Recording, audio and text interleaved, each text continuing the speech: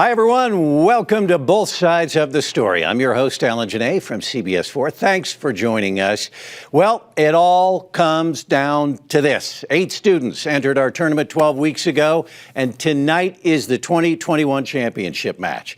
Students from Cherry Creek High School in Greenwood Village and George Washington High School in Denver battle for the crown this night. So let's meet our participants who have earned their way here. First up, Masha Osovskaya, a senior at Cherry Creek High School. Let's see her story. Hi, my name is Masha Osovskaya. I go to Cherry Creek High School. I'm a senior. Debate just seemed like a really interesting class. I really wanted the opportunity to express what I had to say on a variety of issues, and I also wanted to gain public skills because I feel like that's really applicable in basically any field you go into. The most interesting topics for me are the ones that go beyond the U.S. and you can kind of look at them internationally. So for example, we had one on West African urbanization, and just because I hadn't been exposed to anything like that, I learned something new as I was preparing for it. Masha is a phenomenal student, a kind, compassionate soul who's great at mentoring younger students. Masha does an excellent job of staying calm under pressure and is able to process multiple arguments. It really helps her to convey her ideas. Outside of school and debate, I dance and I play the piano. I've been doing that for a really long time. I think for the future, I want to go into engineering, specifically biomedical engineering, because I find medicine really interesting in biology, and I want to make a difference in people's lives by creating new technologies and discovering new things to help the jobs of doctors easier. Next up, Kalina Kulig, a senior from George Washington High School. Let's meet Kalina.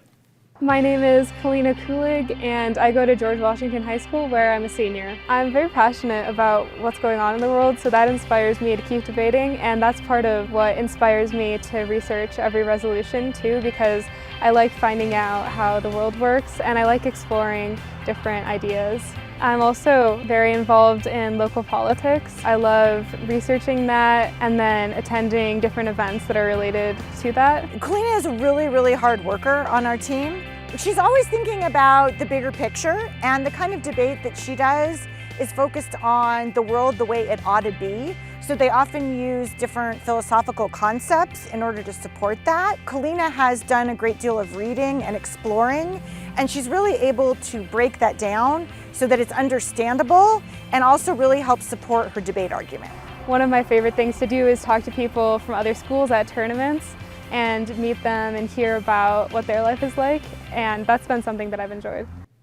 2 of the best debaters in the state here with us tonight. Also joining us, our illustrious panel of experts who will offer their analysis of our debate. They are Dominic Dezzutti, host of Colorado Inside Out, the weekly roundtable program here on PBS 12. He is joined by Marianne Goodland, chief legislative reporter with Colorado Politics, and Eric Sonderman, political analyst and columnist for the Gazette and Colorado Politics. Okay, time to set the ground rules. Each side will present their case. They'll ask each other questions and then have a chance to offer rebuttals. Now, both students have prepared a pro and con case for tonight's debate. They won't know which side they'll defend until we have a coin flip right here in our studio. When it's finished, we'll go to our illustrious panel for questions, and we'll find out whom they felt offered the best arguments. So let's get started. The issue up for debate today is this. During a pandemic health crisis, local control through a city or county is better than statewide control. So let's do our coin flip and find out who gets the pro and who gets the con. So Masha, I'm going to let you make the call. Do you want heads or tails? I'll take tails. I'm afraid it's heads, so we're going to go over to Kalina. Kalina, what would you like, proponent or negative? I'll take negative. Negative means you go second. That means, Masha, as the proponent, the round is yours to begin. 3 minutes to give your opening statements. Go for it. I affirm that, resolved, during a pandemic health crisis, local control through a city or county is better than statewide control. My main point in this debate is that local control allows for a response that is better tailored to the people's needs. According to DMON 21, local control means that policies can be tailored to the needs and limitations of each community.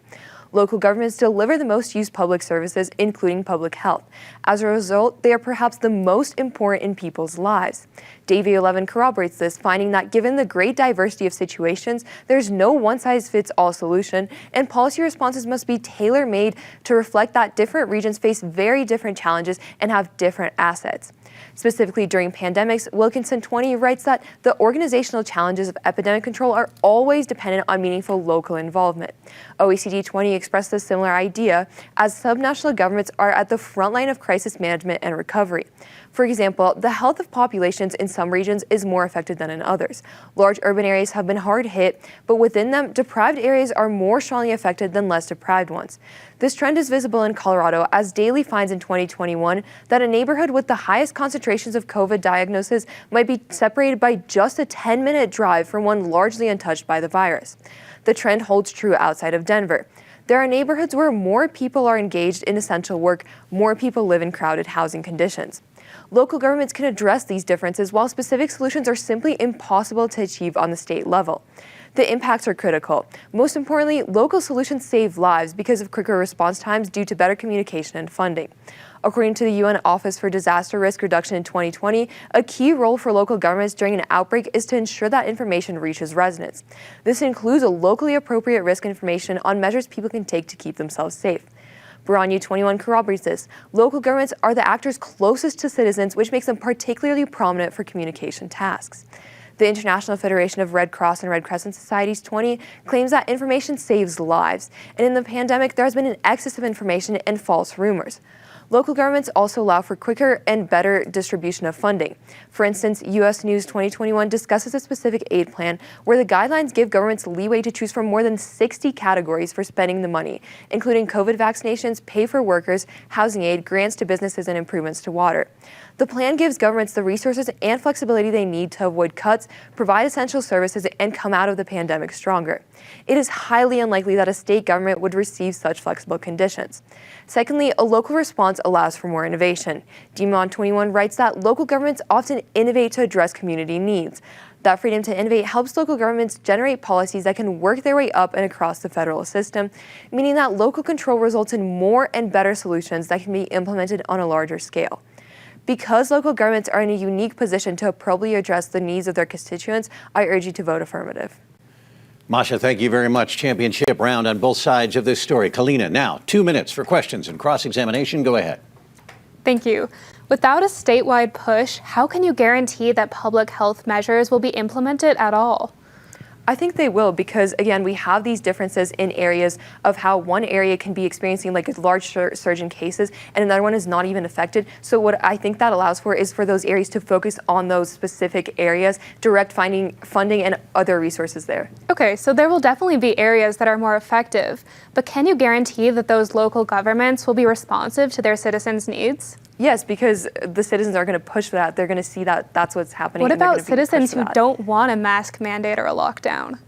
Well, I don't think that's necessarily, like, there are always going to be citizens who don't want a mask mandate or a lockdown. So I don't think you can even address that on the state level. Okay, are you concerned that mayors don't have the power to implement these restrictions, even if they wanted to?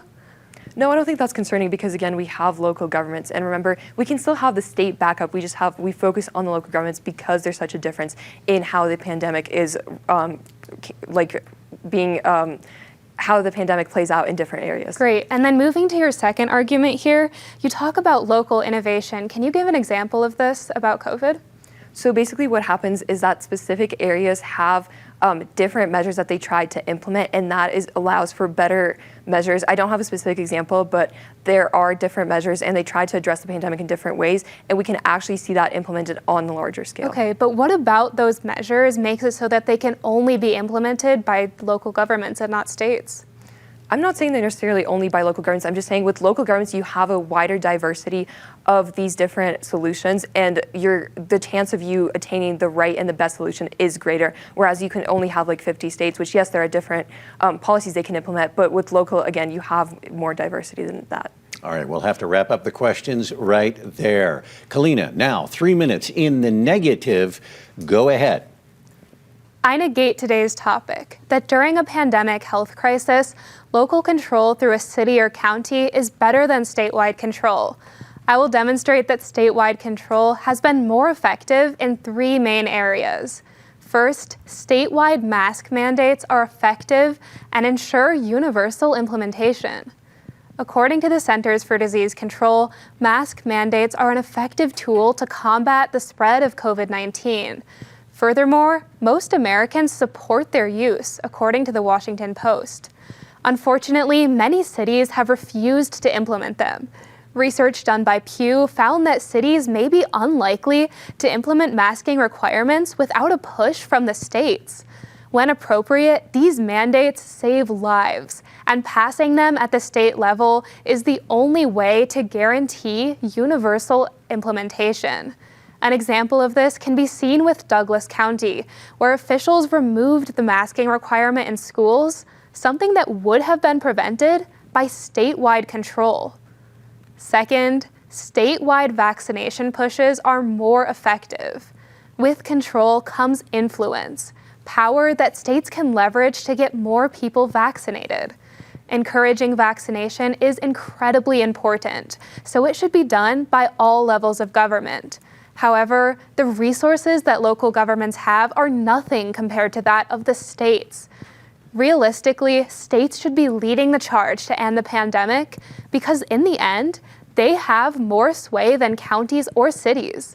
Thus, states have the power to encourage responsible reopening. Finally, statewide control still has enough flexibility to be adaptable. Control from the state doesn't mean one size fits all. In fact, it gets the best of both worlds because it can vary by region, but it can also be universal. For example, Colorado can implement a statewide mask mandate, or a mask mandate that only kicks in when a county passes a certain number of cases. When Colorado shifted from state to local control, we lost the mask mandate and other key COVID protections, according to Blackwell in 2021. Now, we have some of the highest rates in the country. Statewide control is what got us through the height of the pandemic. But now that Colorado has turned over power to local governments, things are rapidly going sideways, with only 4 out of 64 counties with mask mandates. Therefore, it is clear that during a pandemic health crisis, local control through a county or city is better than statewide control because of mask mandates, vaccination pushes, and adaptability. Kalina, thanks very much. The question, of course, local control better than statewide control? In the affirmative, we have Masha. 2 minutes for questions begins now. Go. Thank you for your speech. So you talk about mask mandates, but who says we need to implement those across the whole state? So the key is that we have to implement them at a high level because that's what ensures universal implementation. Colorado is a great example here. When we had statewide control, there was a statewide mask mandate. But when Governor Polis turned the power over to the counties, now only 4 out of the 64 counties have a mask mandate, but cases are higher than they ever were.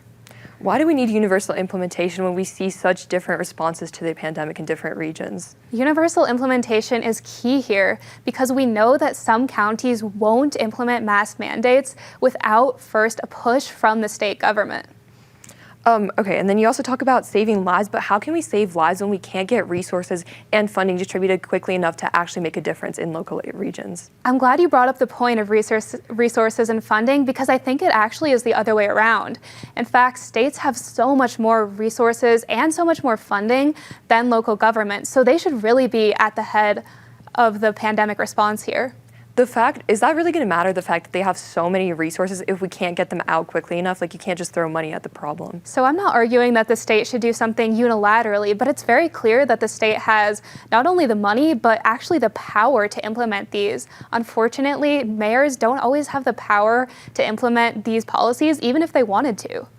And then in your third point, you talked about how we can still have flexibility. What's an example of that? How are we going to have it vary by region? So a great example of this was Polis's policy during the first wave of COVID, where he had different restrictions for different regions, and those were based on how many cases they had in the region. It's still a statewide policy, but it allows for local differentiation. All right, we'll have to wrap up the questions right there. But Masha, now 2 minutes for a rebuttal. Go ahead. So I'm just going to go over my opponent's case. In her first point, she talks about mask mandates, but remember the differences between different regions and how they experience the pandemic. I read you a card that specifically said that you can have two areas 10 minutes apart that are experiencing completely different outcomes from the pandemic. That's why we should focus on the local level. You can still have mask mandates on the local level. You do not need to implement this statewide. For example, in a rural area, you don't necessarily need to have those people masked if they're not interacting with other people, and that is why we should focus on the local level. Then she talks about how we can save lives, but remember that we're not going to save lives until we see innovation and until we see effective distribution of resources, and that's not happening under statewide control. It simply takes too much time for the state to actually make a decision and have that funding go to the people that need it, whereas local is much more effective because they have specific communication, they have these specific plans. The example I read from the US News, it allows for flexibility and they can actually address these challenges effectively. Just because they have an abundance of money doesn't mean it's going to actually go to the correct people, and in the local government it will. Then she talks about vaccine pushes, but remember, once again, this can be achieved on the local level. You don't necessarily need to implement this statewide, and yes, vaccines are important, but you can have a government that is closer to the people, that knows the people so much better. That's going to be so much more effective in getting people out to vaccinate because the people feel close to their local government rather than their state just telling them that they need to go get vaccinated. Then on her third point, that there's enough flexibility, yes, there could be flexibility, but we're able to see maximum flexibility under a local government and not state because you have a government that knows what its people need, and actually implements those solutions specifically on the local level. Whereas with statewide, those policies can be confusing if you're trying to address all the different issues and writing legislation that addresses specific areas. It's much easier to leave that up to the local people, and they're also more likely to know what's better. The government is more likely to know what's better for their people because they're actually communicating and contacting with those people. Masha, thank you very much for that rebuttal. Kalina, you are arguing against the idea of local control being better during a pandemic. You now have 3 minutes to respond and close. Go ahead. The biggest problem with my opponent's case is that local governments have neither the resources nor the control to effectively respond to a pandemic. Georgetown writes that mayors have far less power than governors, and states have more options available to them to respond to the pandemic. According to the CDC, state governors have the most power to put people in quarantine, and governors have unique emergency powers that make them the best tool for pandemic response.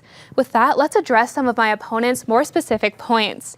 My opponent begins by talking about how local control is important, and it would be great if this local control worked, but as we can see, unfortunately, it does not. I've shown you that when Colorado lifted the statewide mask mandate, now only 4 out of 64 counties have one in place, and that's a big problem, especially considering that cases are on the rise. Next, my opponent talks about how local control is more adaptable, and I agree that adaptability is a good thing, but state control can also be adaptable. A key part of Governor Polis's strategy was to apply different restrictions to different regions based on their COVID rates, and that's ultimately what got Colorado through the hardest part of the pandemic. Next, my opponent talks about local innovation, but unfortunately cannot provide a single example of when this has occurred. Furthermore, if local governments are able to innovate, their policies can be adopted by states, because my opponent also tells you in cross that she can't guarantee that any of this innovation is unique to the local level. With that, let's look at my case that I just read. My opponent says that mask mandates can differ by different regions because they'll experience COVID differently. But we can't leave it up to the counties because frankly, they've dropped the ball. Right now, COVID cases are terrible, and yet we have so few counties with mask mandates in place. My opponent responds to the idea of vaccination pushes by telling you that this can be achieved on the local level, but that's not the case. Even if mayors wanted to put some of these restrictions or even encouragements for vaccines in place, many don't have the power or the resources or have significantly less funding than the state level. And finally, adaptability. My opponent tells you that maximum flexibility is achieved on the local level, but I'll argue that maximum flexibility isn't desirable if it means that we have to sacrifice these essential measures. We have maximum flexibility right now, and it's resulted in cases skyrocketing. Thus, to end the pandemic, Colorado should return to local control. Kalina, thank you very much. Masha, as the proponent during this, proposing the idea that local control is better during a pandemic than statewide control. 1 minute to close. Go ahead.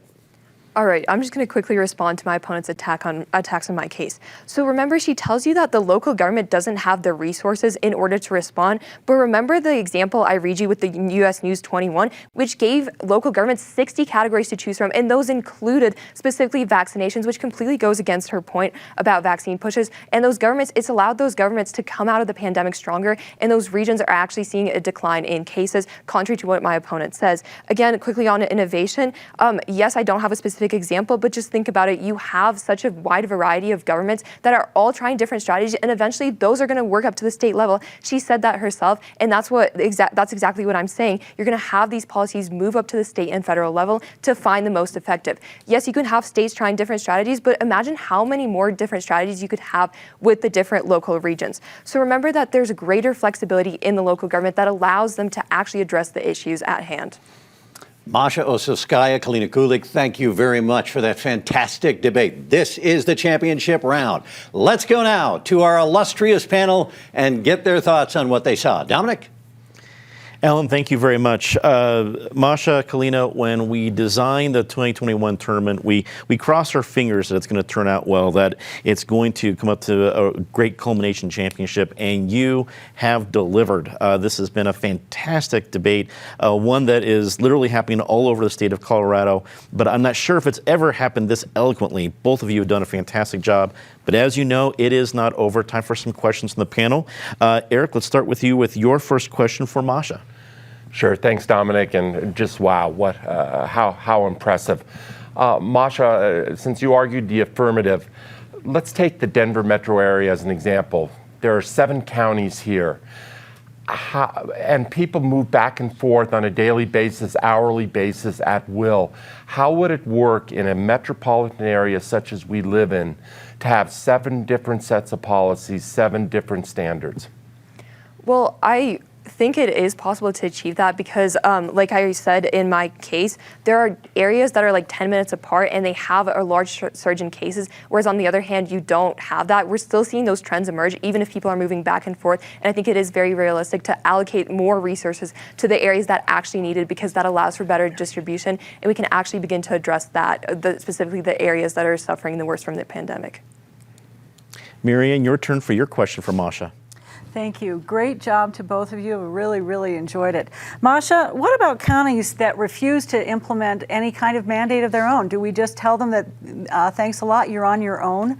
And we do have a lot of counties that aren't following these mandates.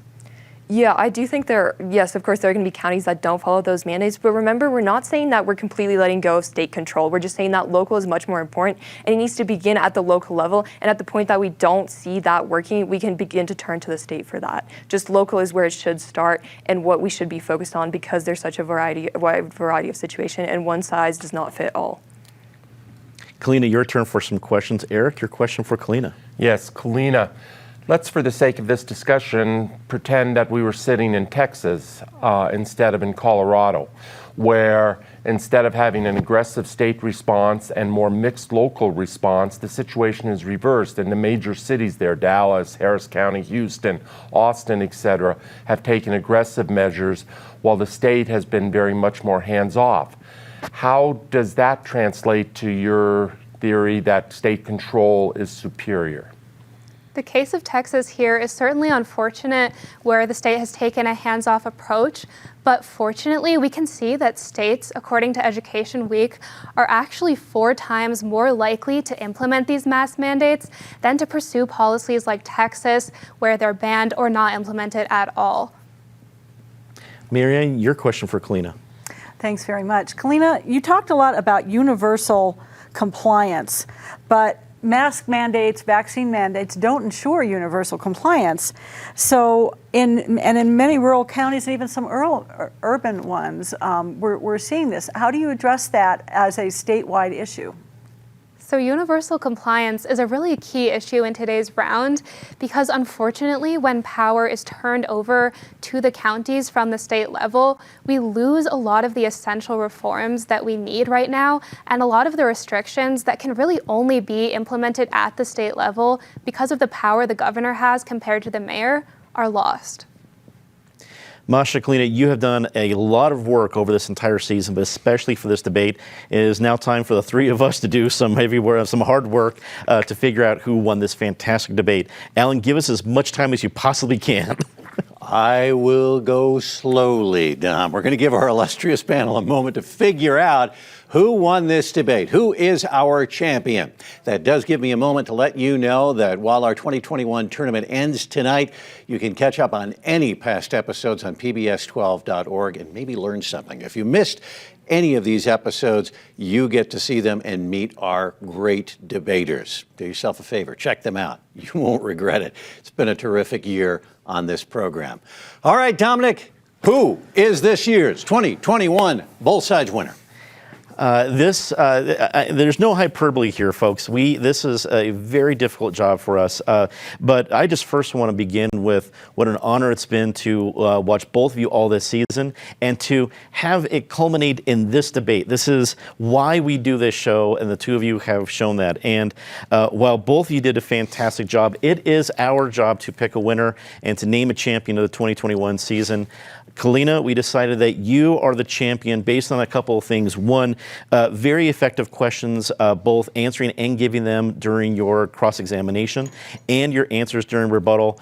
Just really great work. Both of you did a fantastic job, but Kalina, congratulations. And I have fully enjoyed debate over this issue without the color of political commentary to go with it, but good factual debate. Well done by the both of you, Kalina, Masha. I appreciate it very much. Now you're the champion of our 2021 tournament, Kalina. What a wonderful debate we both had. Really, just all of us in this room had a terrific time watching and listening and learning from all of you. You should be both very proud. It's all the time we have for our program tonight. I want to thank our excellent students and our esteemed illustrious panel, and I want to thank you for tuning in. It is the support of viewers like you and our sponsors that helps to make this show a reality. You can catch up on past episodes of this program on pbs12.org. You can catch me on CBS4 for all of the latest news and information impacting Colorado as well. For everyone here at PBS 12, I'm Alan Janae. Thanks for watching, and that is Both Sides of the Story.